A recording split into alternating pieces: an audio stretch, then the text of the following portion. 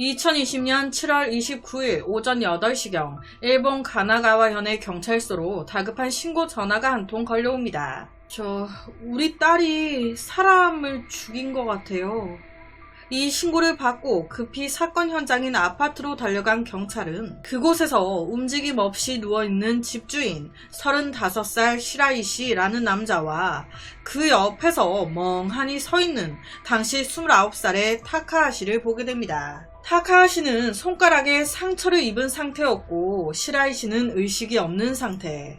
급히 두 사람 다 병원으로 옮겨지게 되는데 안타깝게도 집주인이었던 시라이 씨는 사망했습니다. 도대체 이 둘 사이에 무슨 일이 있었던 걸까요?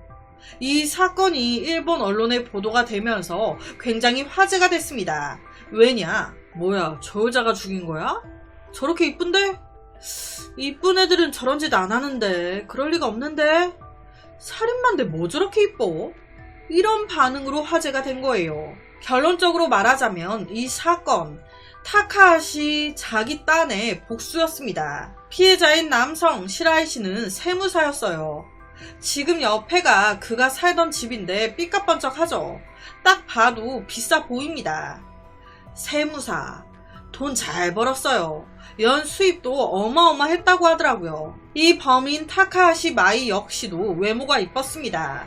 학교 다닐 때부터 남자들이 줄을 섰고 어딜 가나 안 이쁘다는 얘기 들어본 적이 없는 그런 여자였어요. 난 이쁘니까. 자기 이쁜 거 아는 여자. 그렇게 세월이 흘러 29살이 됐습니다. 진지하게 결혼을 생각할 나이죠. 이때 만난 사람이 시라이 씨였어요. 2020년 10월 29일 사건이 발생했습니다. 그런데 이 두 사람은요, 2019년 12월 달에 처음 만나 교제를 시작했어요. 그러니까 사귀고 1년도 채 안 돼서 이 사건이 벌어진 거예요. 2019년 12월 교제를 시작한 둘은 얼마 안 가 바로 이 시라이 씨의 아파트에서 동거를 시작합니다. 처음엔 너무 좋았어요. 소꿉놀이 하는 것 같고 하트 뿅뿅. 그런데 시간이 가면 갈수록 시라이 씨는 행복하지 않았습니다. 실제로 이 시라이 씨가 자기 지인들한테 타카하시 너무 집착이 심해. 미치겠어. 라고 얘기를 여러 번 했었대요. 집착. 그렇게 여름쯤에는 이 타카하시 역시도 지쳤는지 동거하던 집을 나와버립니다. 그렇게 둘은 헤어져요. 하지만 얼마 안 가 다시 붙습니다. 재결합하면서 둘은 서로의 단점이 좀 보완됐겠지, 전보다 더 잘 살 수 있겠지 기대했어요. 하지만 사람 성격이 어디 갑니까? 처음에만 서로 조심할 뿐 익숙해졌다 싶으니 또 본 성격이 나오는 거예요. 이때는요, 타카하시의 집착이 오히려 더 심해집니다. 그래서 참다 시라이 씨, 사건 발생 딱 3일 전인 10월 26일 헤어지자고 얘기해요. 집 나가라고. 더 이상 나 너 못 만나겠다고. 그리고는 연락 다 씹어버리고요. 집 비밀번호도 다 바꿔버립니다. 사실 이때 타카하라는 마음이 좀 급했어요. 나 결혼 못하게 될까봐. 내 나이가 벌써 29인데 해가 바뀌어. 이제 30인데. 나 시집 가야 되는데. 이 남자가 돈도 많고 딱인데. 혹여나 다른 계집애가 생겨 뺏길까봐. 난 무조건 이 남자와 결혼해야 되는데. 연애하면서도 이런 생각에 내내 혼자 전전긍긍하고 속박하고 했던 거예요. 어쨌든 이 둘 이별하게 됐죠. 전화해도 이 남자가 전화도 안 받죠. 혹시나 집 찾아가서 비밀번호 눌러봤더니 바뀌었다죠. 어떡하지? 3일간 고민하던 그녀는 안 되겠다. 마지막 방법을 쓰는 수밖에. 문제의 그날인 29일 시라이 씨 집에 딱 가요. 그리곤 어디론가 전화합니다. 아저씨, 저희 집 문이 잠겼지 뭐예요. 하하하. 오만 핑계를 대면서 열쇠업자를 불러요. 그렇게 시라이 씨 몰래 문을 따고 들어간 거예요. 그때 그녀의 주머니에는 이미 휴대용 칼이 들어가 있었습니다. 이런 일이 있을 거라곤 상상도 못하고 있었던 시라이 씨. 이날 친구들과 술 마시고 있었어요. 즐겁게 이 얘기 저 얘기 하다가 야, 나 먼저 간다. 그렇게 집에 도착. 문을 딱 열고 들어왔는데 앞에 누가 서 있네? 뭐야, 네가 왜 여기 있어? 너무 놀랬겠죠. 아니, 귀신이야 뭐야. 당연히 시라이 씨 입장에서는 열받잖아요. 이날 둘이 대판 싸웁니다. 그리고 이 감정이 최고조에 달했을 때 우리 관계를 되돌리기엔 너무 멀리 와버렸구나. 정말 너랑은 다시 함께 할 수 없겠구나. 내가 못 가지면 아무도 너 못 가져. 그렇게 시라이 씨를 죽이기로 결정. 칼로 배와 가슴을 막 찔러버립니다. 와, 여기까지도 너무 잔인한데 이 여자의 만행은요, 이게 끝이 아니에요. 칼이 휴대용 칼이었어요. 그래서 그렇게 막 깊게 찔리고 치명상은 아니었단 말이에요. 숨이 붙어 있었습니다.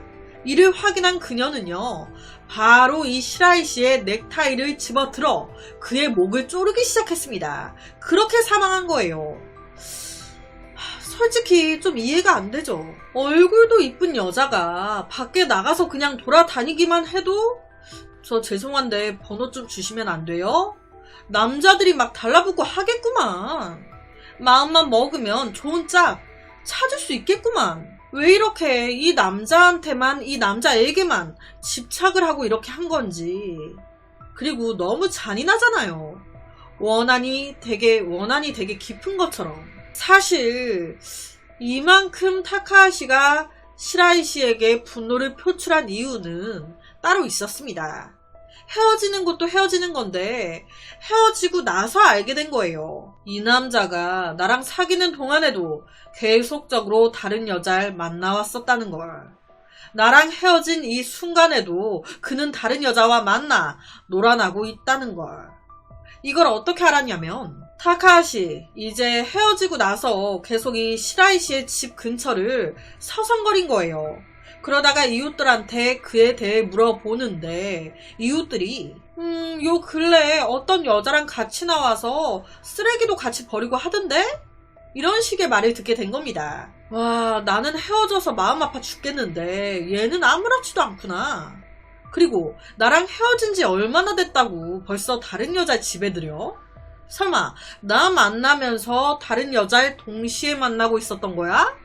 이렇게 된 겁니다. 실제 시라이 씨 핸드폰이나 이런 걸 조사한 결과 진짜 이 타카하시를 만나면서 다른 여자를 동시에 만나고도 있었다고 하고요. 헤어지고 나서 바로 다른 여자 집에 들이기도 했다고 해요.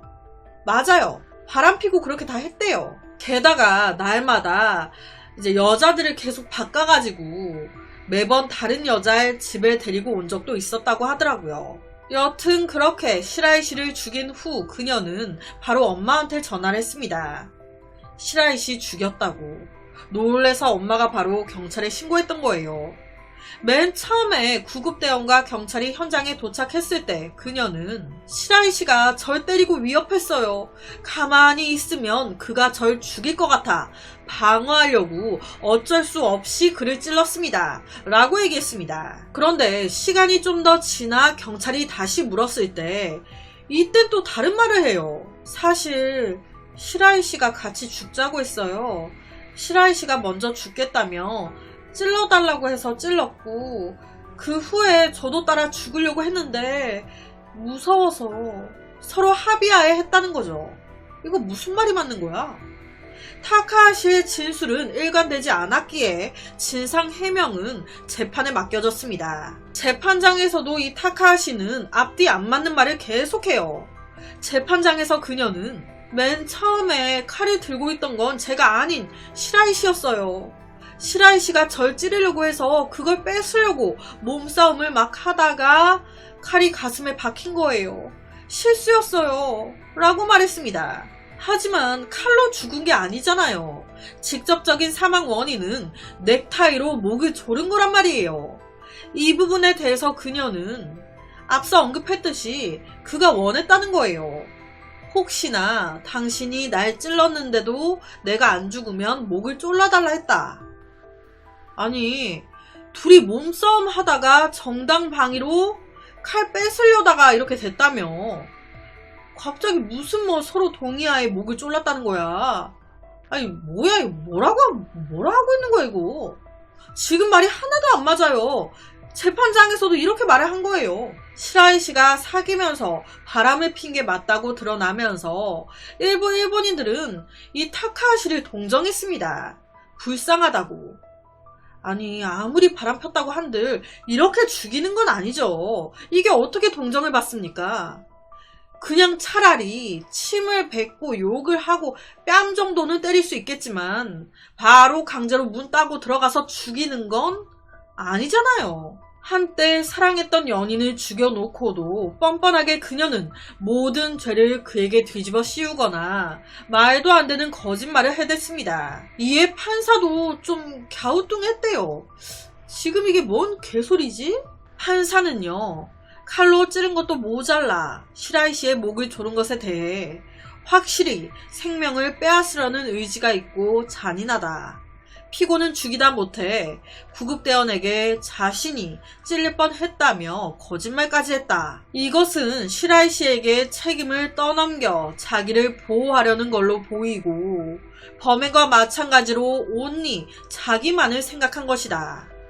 범행 너무 잔혹하다. 절대 용서받을 수 없다. 라며 그녀에게 징역 15년을 선고했습니다. 당시에 이 타카하시의 집착이요. 한 예를 들면 시라이 씨가 친구들과 골프를 치고 오겠다 나가잖아요. 그러면 그 골프장에 몰래 전화를 해봤었대요.